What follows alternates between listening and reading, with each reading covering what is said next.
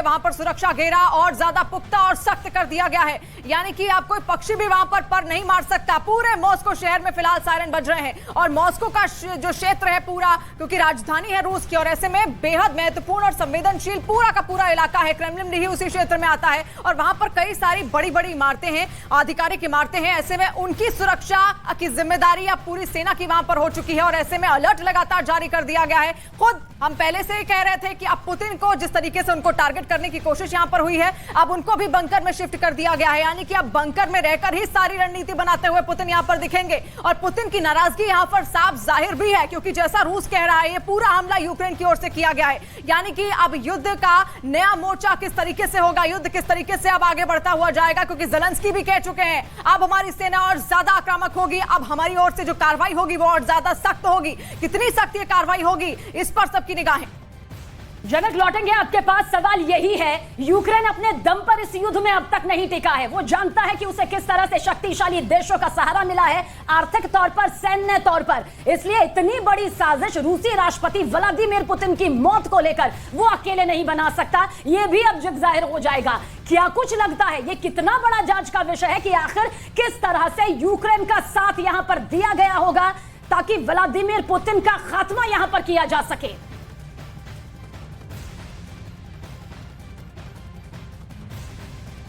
तो लगातार हम वो तस्वीर भी आपको दिखा रहे हैं। कल रात 2:30 बजे की ये तस्वीर आप देखिए, किस तरीके से जो आधिकारिक दफ्तर है उसको यहां पर तबाह करने की पूरी कोशिश है। लेकिन इस वक्त बड़ी खबर आ रही है हमले से जुड़ी हुई। पुतिन पर जिस तरीके से हमला हुआ, पूरे यूक्रेन में अब हड़कंप मच गया है, सनसनी फैल गई है। रूस अब जवाबी कार्रवाई इस पर कर सकता है। बड़ी जवाबी कार्रवाई का इंतजार यहां पर लगातार किया जा रहा था, जैसा कि वहां के सांसद भी कह रहे थे। अब बड़ी कार्रवाई यहां पर आखिर किस तरीके से होगी, क्या यहां पर कुछ बदला जाएगा रूस की ओर से, अपनी रणनीति में कुछ फेरबदल किया जाएगा, या ज़ेलेंस्की पर किस तरीके से अब टूट पड़ेंगे पुतिन, इस पर सबकी निगाहें।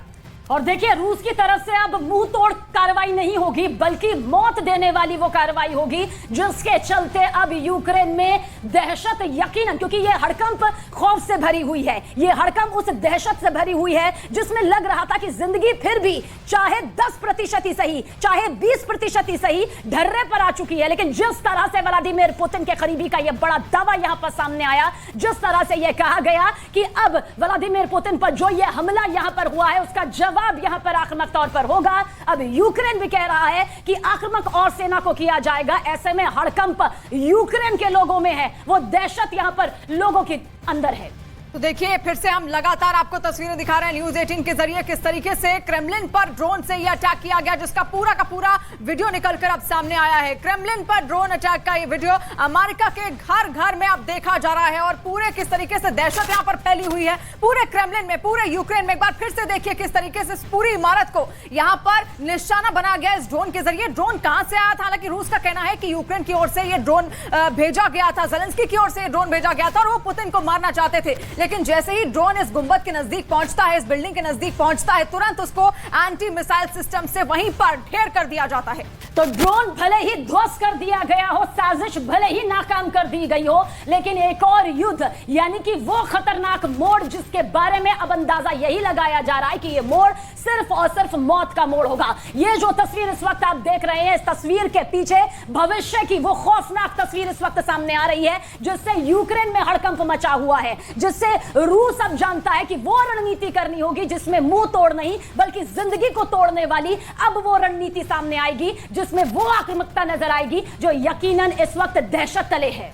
और इस तस्वीर को देखने के बाद अब क्रेमलिन के पूरे क्षेत्र में अलर्ट लगातार जारी कर दिया गया है। एक बार फिर से देखिए, इस लाल घेरे में ये जितना क्षेत्र है इसी को टारगेट करने की कोशिश यहां पर ड्रोन के जरिए हुई थी, जो कहा जा रहा है रूस की तरफ से यूक्रेन ने भेजा था, लेकिन तुरंत उसको एंटी मिसाइल सिस्टम के तहत ध्वस्त कर दिया जाता है और वहीं पर नष्ट कर दिया जाता है। लेकिन आप ये सोचिए और ये समझिए कि अगर ये ड्रोन गिर जाता तो कितना बड़ा नुकसान यहां पर हो जाता।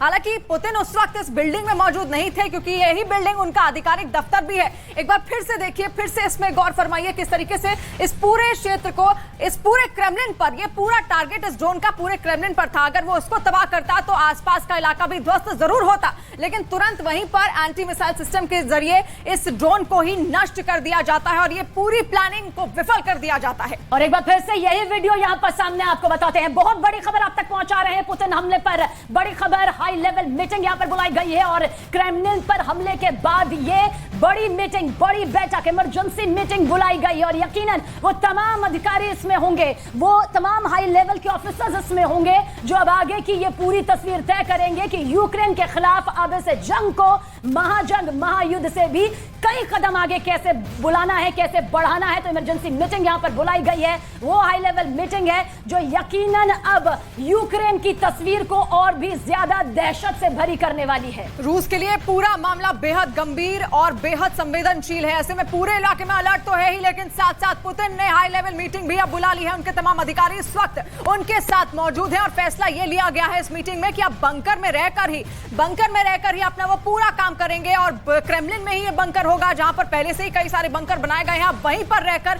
पूरी रणनीति, पूरे फैसले, हर एक फैसला पुतिन की ओर से वहीं पर रहकर लिया जाएगा। लेकिन देखिए किस तरीके से बड़ी चूक यहां पर जरूर हुई है और पूरा का पूरा अब जांच यहां पर जब होगी तो जो निकलकर सामने आएगा, जो रिपोर्ट्स निकलकर सामने आएंगी उनसे साफ स्पष्ट यहां पर तस्वीर बनती हुई जरूर निकलेगी। लेकिन फिलहाल जो शुरुआती जांच है उसमें यह कहा जा रहा है रूस की ओर से कि पूरा हमला यूक्रेन की ओर से किया गया है, जेलेंस्की की ओर से किया गया है और उनका निशाना, इस ड्रोन का निशाना सीधे सीधे जेलेंस्की यहां पर थे। और हमारे सहयोगी नीरज, जनक दवे दोनों हमारे साथ मौजूद है। नीरज, अब आगे भविष्य की तस्वीर यहां पर समझना चाहेंगे जो यकीनन बहुत ज्यादा खौफनाक नजर आ रही है। वो तस्वीर जो इस वर्तमान में आपको नजर आ रही होगी, ड्रोन को ध्वस्त कर दिया गया, लेकिन क्या अब यूक्रेन और भी ज्यादा ध्वस्त होता नजर आता है? लेकिन इस बीच पुतिन पर हमले की बड़ी खबर आप तक पहुंचा दे, रूस ने एयरफोर्स को हाई अलर्ट पर कर दिया। यकीनन अब एक कदम यहां पर आगे बढ़ा जाएगा। मॉस्को के आसमान पर हवाई निगरानी अब बेहद बारीकी के साथ की जा रही है। नीरज, लौटेंगे आप पर।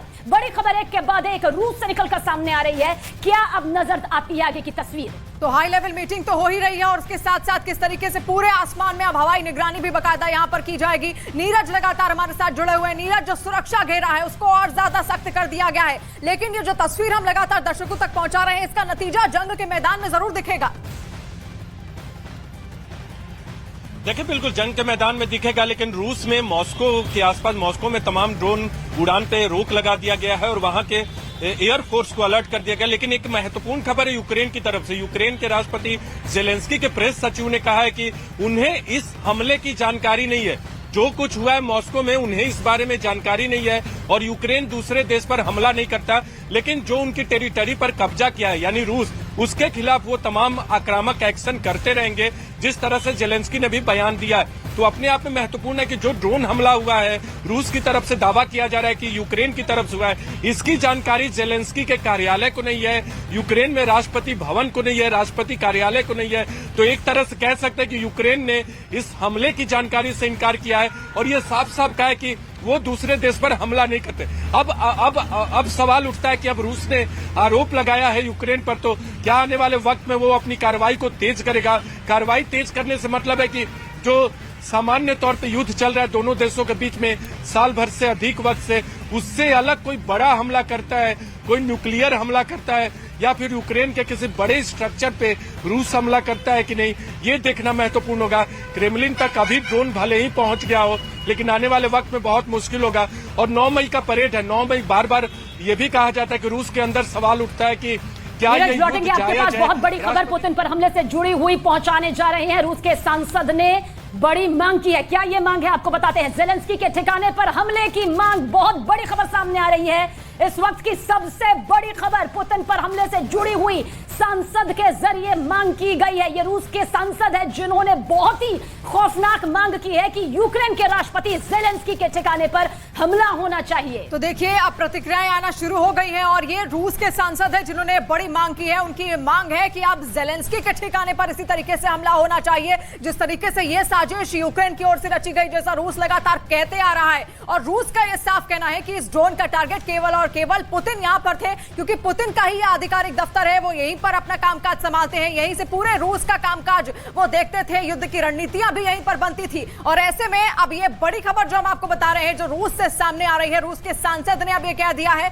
कि जेलेंस्की के ठिकाने पर इसी तरीके से हमला अब होना चाहिए। यानी कि अब युद्ध के मोर्चे पर देखिए किस तरीके से दोनों देश अब और ज्यादा आक्रामक हो गए हैं। एक ने आरोप लगाया तो दूसरी ओर से भी प्रतिक्रिया सामने आ गई। जेलेंस्की खुद सामने आए, उन्होंने कहा कि अब उनकी सेना और ज्यादा आक्रामक होगी और बड़ी कार्रवाई उनकी ओर से की जाएगी। और वहीं अब रूस के सांसद जो निकलकर सामने आए, उन्होंने ये कहा कि ऐसे ही ज़ेलेंस्की के ठिकाने पर भी हमला होना चाहिए। तो उसके बाद अब क्या कुछ होता है, क्या तस्वीर बनती हुई दिखती है या बिगड़ती हुई तस्वीर दिखती है, इस पर सबकी निगाहें, सबकी नजरें अब टिकी हुई है इस महायुद्ध में जो 14 महीने से चला आ रहा है।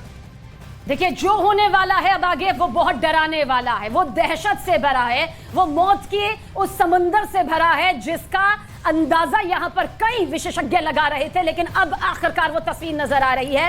अब अगर ये सांसद के जरिए, रूस के सांसद के जरिए मांग की जा रही है कि ज़ेलेंस्की के ठिकाने को भी निशाना बनाया जाए, उन्हें भी मुंह तोड़िए जवाब दिया जाए, तो फिर आप खुद सोचिए, जब दो देशों के प्रतिनिधियों की जान पर बनाएगी, जब महायुद्ध का रुख सीधे सीधे प्रतिनिधियों के जान पर आ जाएगा, जो कि दो देशों की, अपने अपने देशों की कमान संभालते हैं, तो फिर वैश्विक खतरा यहां पर उत्पन्न हो जाता है। ये सिर्फ रूस और यूक्रेन के लिए खतरा नहीं है, ये वैश्विक तौर पर खतरा है। वो खतरा है, परमाणु युद्ध का वो खतरा है जिसका जिक्र एक बार नहीं बार बार किया जा रहा था। जनक आपके पास आएंगे, परमाणु युद्ध को लेकर खतरा बार बार बरकरार था।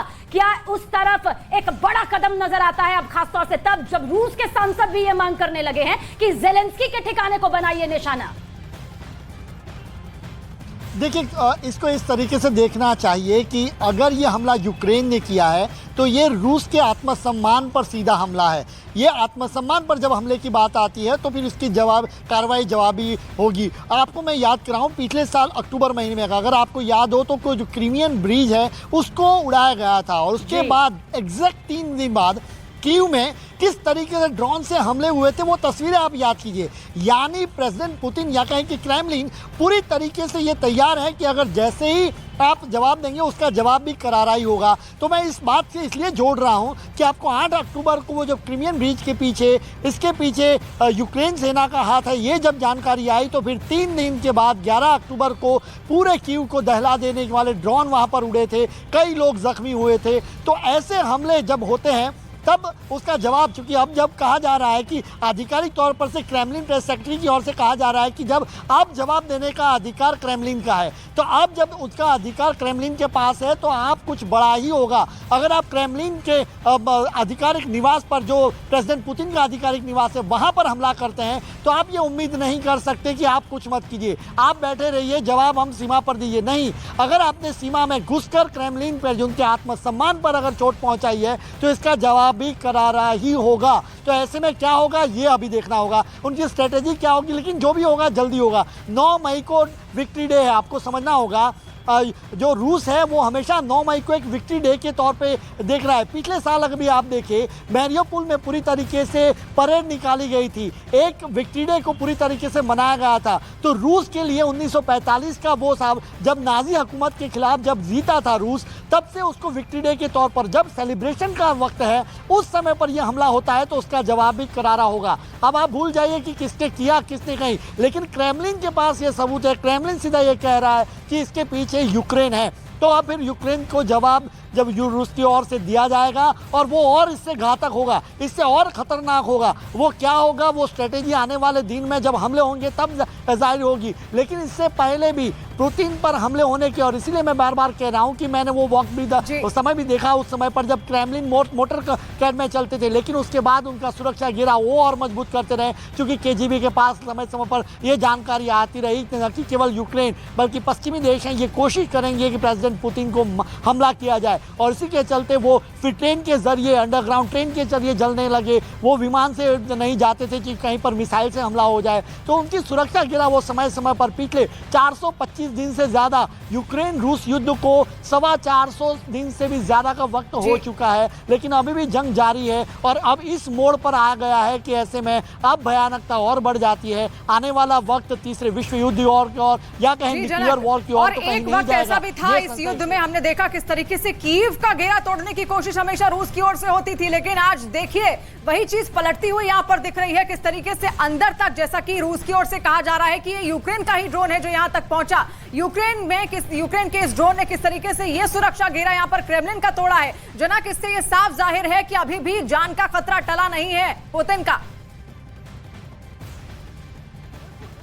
ना होगी। पहले जब मोटरकेड से चलते थे तब उस काफिले पर हमला होने का आशंका थी कि उन पर ड्रोन पर हमला हो सकता है, इसलिए वो ट्रेन से चलने लगे, अत्याधुनिक ट्रेन से चलने लगे कि उन पर हमला ना हो। लेकिन इस तरीके से जब वो क्रेमलिन हाउस में है, अपने आधिकारिक निवास पर हैं, तब जाकर रात को 2:30 बजे और एक नहीं 2 ड्रोन से हमले होते हैं। कहीं ना कहीं रूस की जो सुरक्षा एजेंसियां हैं उनकी कहीं चूक जरूर रह गई कि वहां तक ड्रोन पहुंचा।